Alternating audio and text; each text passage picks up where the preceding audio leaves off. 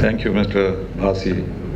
He's known as the Universal Bhasi, so he's universal. And also Rajiv, with long experience in civil service training program. Well, I've been asked to tell you a few things about international relations. I don't know what level you are. Some of you may have just started, others may have passed some part of it. But whichever stage you are, you need to have some basic understanding of international relations. If you have looked at the syllabus, you will see about 8 items. I don't know, how many of you have seen the syllabus of the mains examination? Yes? Okay, so you have some understanding. And that even though it is only 8 items, it covers the entire spectrum of foreign policy and international relations. It sounds very simple, but if you go into each one of those subjects, you will find that you need a fairly good understanding of foreign policy and international relations. But you do not need to go into details, but certain trends, certain possibilities, certain options that India has, where we have succeeded, where we have failed. So that kind of an understanding that you need, as far as whichever level you are, whether you are doing the prelims or the mains particularly, and of course interview. There is always a foreign service officer on the board. I was one of them, who will always try to ask you as many questions as possible on foreign affairs. So you need to have a general idea. So that's what I'll try to do in about 2 hours. Maybe you need 24 hours, but we'll try to compress it all into about 2 hours. The first is, what is the purpose of foreign policy? Is a question that many people might ask you at any stage. Why do you need a foreign policy? Why do you need an external affairs ministry? So some people will say, good relations with other countries. Okay, good enough. Trade, somebody will say. Somebody will say Indian pravasis. So these are all aspects of the acts of the activities of the Ministry of External Affairs. But the purpose is very different. And the purpose of the Foreign Service is the same as the purpose of the IAS and the IPS. This nobody thinks about it. Because we do not consider Foreign Service to be an instrument of development of India. People don't look at it that way. But look at it this way, that foreign policy is essential for economic development. I don't know what you think about it. But that is because economic development means peace and tranquility. If you have a war with Pakistan and China every 3 months or 4 months, you can have no development, however much the IAS may try or the IPS may try. You will have no development at all, because you will be spending all your resources on conflicts. So avoidance of conflicts and conflict resolution are very important for economic development of the country. That's the first point that you have to remember. And that you should say, if somebody asks you, that people may even ask you, those who prefer the foreign service, they may be asked, oh, you are not interested in the development of the country, you want to have a good time abroad. That is the concept you have about the foreign service. But it's not true. Because peace and tranquility are very important, and that is what foreign policy seeks to do. As you know, they say that war is another form of diplomacy. When diplomacy fails, there is war. So you must have a good diplomatic service in order to prevent conflicts, and if conflicts arise, to resolve them. That's the first point. The second point is that no country in the world is self-sufficient in everything. Not even the United States. Even the most powerful countries in the world need other countries for various things. Each country has a different requirement. India, for example, we have lots of requirements. We need financial resources, we need intellectual resources, you need experience, you need technology, so many things that we need from others, not from one country, from several countries. Similarly, others you need a lot from us, starting from, like the governor said, it was only an Indian old text that started space exploration in Europe. So everything can be traced back to Indian wisdom. And therefore people seek from you various things. At one time they used to think that India was good only about philosophy or sociology or music. But now it has changed, and people also need intellectual resources. United States will come to a standstill if all the Indian technologies leave the United States. Even after Donald Trump tried to reduce visas, he has not reduced it because he realized that it will take him about 8 years to replace all the Indians in the United States. By then, Trump will not be there. So he realized that the need of, so we have a lot of things to acquire from other countries, and you also need, you have a lot of things to give. And that is the point. That is interconnectivity and interdependence. It's very important. So you cannot get things that you want unless you have good relations. Why was the Gulf so important till today? Because they had the oil without which United States could not move an inch. Now that the United States has oil, they don't care about the Gulf. They don't mind destroying the Gulf if they want to do that. So things change, but interdependability is always there. Not even the poorest of countries will have something, some resources, some biological resources, something they will be happy to provide. So this interchange of resources, and there the main point is negotiations. How do you negotiate what you want?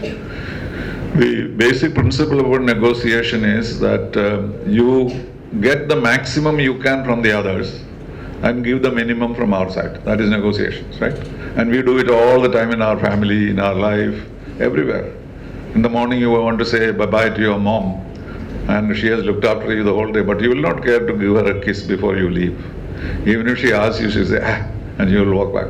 So how do you return the kind of resources that you get from others, and how do you negotiate it? Or give the least and get the best. So these are the main two important things about foreign affairs which people don't seem to think. Of course, there are several other factors like good relations between countries, having an agenda as to what you need from each country. If you go as an ambassador to a country, the government will tell you that you need A, B, C, D, E, F. And it's your business to find out how you get the A, B, C, D, E, F. And you may have to offer some X, Y, Z, and what are those? And that is the skill that you need. Then of course, consular work, information work, cultural work, overseas Indians work, there is many aspects of it. But philosophically, you need to know these two things are the main purposes of the foreign service. And India's foreign policy can be traced back to the time of independence. Even before we became independent, Congress party had certain views, and naturally Pandit Jawaharlal Nehru, who was the leader at that time, even before independence, had a very clear idea of what he wanted to do when India became independent. And we were very fortunate because Pandit Nehru knew India very well. He knew the heart of India. He traveled all over the world, all over India, and working with Mahatma Gandhi, he knew the soul of India, as it were. At the same time, he knew the world at large. When he was in jail, most of the time, he was writing books on world affairs. And he had no Google in the jail. So you can imagine, how do you write a book without Google? I write a lot of books, but without Google, I would never have written them. So he didn't have any of those. But sitting in the jail, he started writing letters to his daughter, which is now historical texts. You don't have to even refer to any other book to understand India's culture, India's history, etc. So we have never had a person of that kind in India till today. Someone who understands the pulse of the people of India and also the international affairs. So two books that you must read if you want to be in the civil service is one is Discovery of India and the other is Glimpses of World History. These days no candidate ever reads these books. But I was told by my teachers, there's no point of you being in the civil service if you haven't read these two books. They are not voluminous books, very small volumes. But if these two you read, you understand India very well and you understand the world very well. And he is the one who gave us our foreign policy. Because these days people criticize Nehru. There are books like 7 blunders of Nehru, 70 blunders of Nehru, 700 blunders of Nehru. Such books have already appeared. But the important thing that you remember is that particular period before the independence and soon after independence, Nobody else could have devised a foreign policy that we have today. Of course, this is normally known as non-alignment. You know that very well. So if you look at their foreign policy, first you have to look at the period between 1947 and 1962. And that is the time when Pandit Nehru dominated the world, as it were, in thinking on foreign policy. And it was, I would even say that was the golden period in India's foreign policy. No other time later we have had that much respect and that much leadership as we had between 1947 and 62. You might have guessed why 62, because 62 everything collapsed with the Chinese aggression. Pandit Nehru himself passed away the next 2 years, utterly shocked about what happened to his foreign policy. So that is the period when we had the leadership of the world literally in our hands. He did not want to join either the Western Bloc or the Eastern Bloc. Because the Western Bloc, we had just come out of it after a long freedom struggle. You have liberated yourself from the British, and then who wants to go and join the British and the other United States? So there was no sympathy for the West in India. It was always anti-colonialism, anti-imperialism feeling at that time. Nor did we want the East Europeans, Russia and that time the Soviet Union, because communism had no attraction at that time in India. There was a communist party, but there was no attraction towards the Soviet Union, because Soviet Union itself was in great trouble at that time. So the obvious choice that Pandit Nehru was of either joining the Western Bloc or the Eastern Bloc. He decided to keep out of both, and he created a third group of countries. The countries who were under colonial domination, countries which were under the British or the Western countries. When the United Nations was formed in 1945, there are only 52 countries members of the United Nations. Today, 193 countries. Where did they come from? The world is the same. Because all those countries were under foreign domination. They're all colonies. So the first priority that Pandit Nehru gave to India's foreign policy was decolonization. How to end colonialism, how to end imperialism. And India was the most qualified to speak, because we removed colonialism from India, got independent of India without firing a shot. There was no bloodshed, because we shed some blood, but we did not shed the blood of the British. And it was a unique experiment in the world. And this had attracted all these countries under colonialism. So they looked up to India to give that leadership, which we gave at that time when Panditji was the Prime Minister. But non-alignment is not simply keeping away from two blocks. It is more than that. It's a matter of principle. What are the basic principles of non-alignment? The word non-alignment was perhaps wrong, because everybody thinks if you are not aligned to either side, you are truly non-aligned. No, but what he meant was that there are certain principles of non-alignment. First and foremost is, as I mentioned, imperialism and colonialism. The second is democracy. The third is equitable just distribution of wealth. Fourth is human rights. So these are some of the principles that all the countries who are members of the non-aligned, whatever parties they belong to, whatever be their political systems, had to subscribe to these ideas, or they happen to subscribe to these ideas.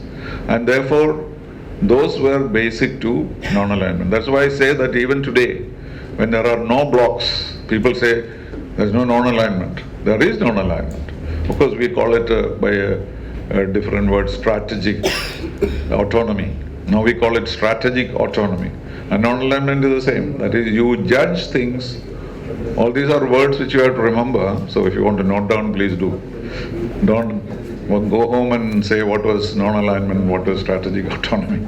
And it's both the same, in the sense that you take your decisions on the basis of your own knowledge and understanding and wisdom, not to be forced by anybody else. That is the fundamental principle of non-alignment.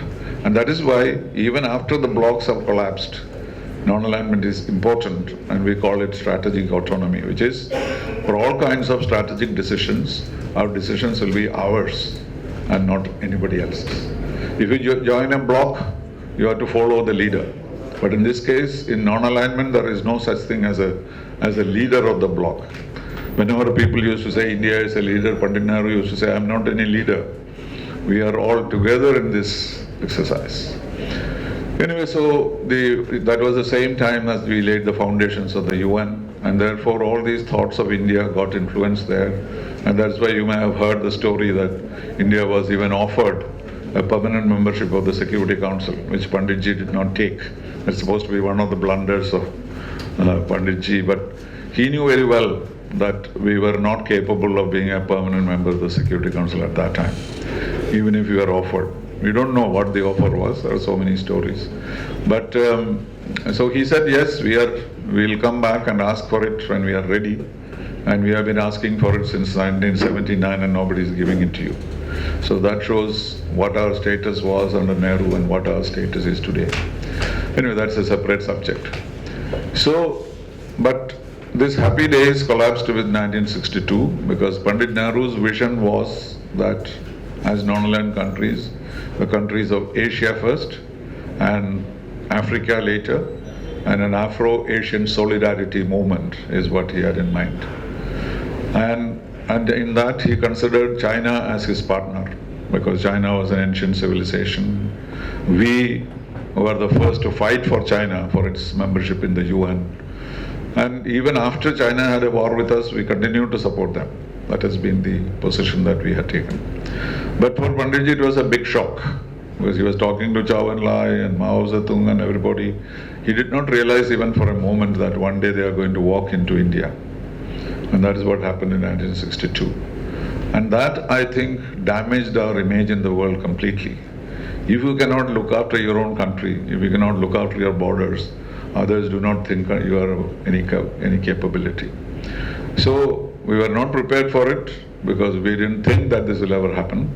You know the story of Krishna Man and various other things. Different people have different views on what happened. But we did not prepare our army for a war.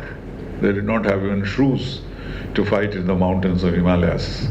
So that was the sad situation. So we were not only defeated, we were thoroughly defeated. We did not fight the war even. People were running away.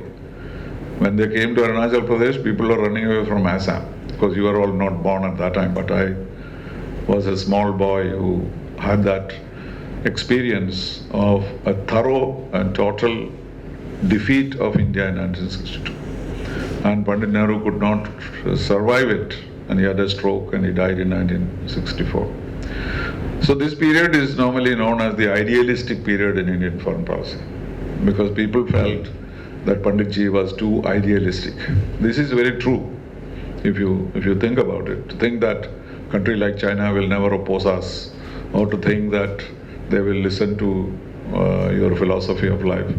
And that was a mistake, and so that period is called ideological period or idealistic period, not ideological, idealistic period in India's foreign policy. But then the 1962 war and the subsequent developments changed India's foreign policy to a certain extent. Of course, Lal Bahadur Shastri, who became Prime Minister for a short while, had a war with Pakistan. And that war we did much better than with the Chinese, because we had learnt our lesson, we had started building up our army, etc. But that was also defeated in the sense that after that we went to a conference in Tashkent. The Russians had invited both India and Pakistan to find a solution. And many concessions were made by India, because we had reached almost the city of Lahore. So that much of land, Pakistani land, was in our hands. But the Russians insisted that we must return the land to them. Then we can solve the Kashmir problem. All kinds of ideas were given. And Lal Bahadur Shastri signed the famous Tashkent Agreement. Under signing it, he could not sleep. He was very concerned that he had made so many sacrifices, and he had no courage to face India after that. And he had a heart attack and he died. Only his dead body came back to India. That was another tragic experience that we had. So that period need not be considered either, but Lal Bahadur Shastri was very strong and very tough, unlike Nehru. But then came the only man in the cabinet, who was called Srimati Gandhi, who was known as the only man in the cabinet, because she was tougher than any other man there. And she brought in a new approach to the world, a new foreign policy. Fundamentally, she became a very pragmatic Prime Minister. So her period in history is known as a pragmatic period in Indian foreign policy, because she looked at India's interests and she never bothered too much about principles. When she wanted to fight Pakistan in Bangladesh, she went and signed a treaty with the Soviet Union, a treaty of friendship with the Soviet Union. And the essence of it was that if either country is attacked by a third country, the other one will come to its rescue. And what else is it but a military agreement? So that means if Soviet Union was attacked, India had to go and help Soviet Union. And similarly, if India was attacked and we were ready that we would be attacked, Soviet Union will come to our rescue. So many people criticized her. Where is your non-alignment? You know what she said? Hell to non-alignment. This is my interest and I'll protect it. And so she never bothered about it. As everybody criticized her for having colluded with the Soviet Union. But that is the only reason why we won the Bangladesh war. Although Soviet Union did not fight the Bangladesh war, they were at hand. If anything went wrong, they were willing to intervene. And that is how China and the United States kept away from the war. And we had this big victory when 90,000 Pakistani soldiers surrendered in Dhaka to the Indian army.